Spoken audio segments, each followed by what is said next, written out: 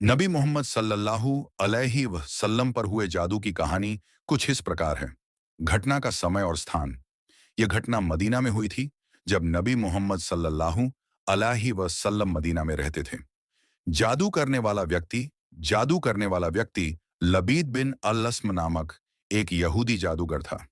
वह मदीना में रहता था और जादू टोना करने में माहिर था। जादू का तरीका लबीद बिन अलस्म ने नबी मोहम्मद सल्लल्लाहु अलैहि वसल्लम के बालों में जादू किया था।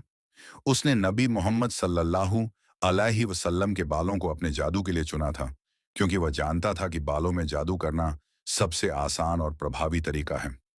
जादू के प्रभाव से नबी मोहम्मद सल्लल्लाहु अलैहि वसल्लम को कई दिनों तक दर्द और परेशानी हुई। वह अपने दैनिक कार्यों को नहीं कर पा रहे थे और उनकी सेहत खराब हो गई थी। जादू को तोड़ने का तरीका। जब नबी मोहम्मद सल्लल्लाहु अलैहि वसल्लम ने अपनी परेशानी के बारे में अपने साथियों को बताया, तो उन्होंने अल्लाह से मदद मांगी।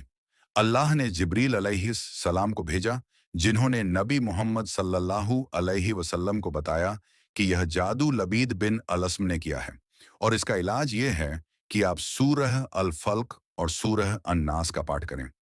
सूरह अल फल्क और सूरह अन्नास का पाठ।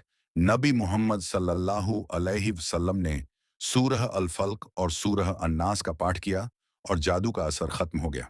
उनकी सेहत ठीक हो गई और वह अपने दैनिक कार्यों को फिर से करने लगे। निष्कर्ष, इस घटना से हमें यह सीखने को मिलता है कि अल्लाह की शक्ति सबसे बड़ी है और वह हमें हर मुश्किल से निकाल सकता है। हमें अपनी परेशानियों के लिए अल्लाह से मदद मांगनी चाहिए और उसके नाम का पाठ करना चाहिए। सूरह अल फल्क और सूरह अन्नास का पाठ करने से हमें जादू और बुरी नजर से बचाव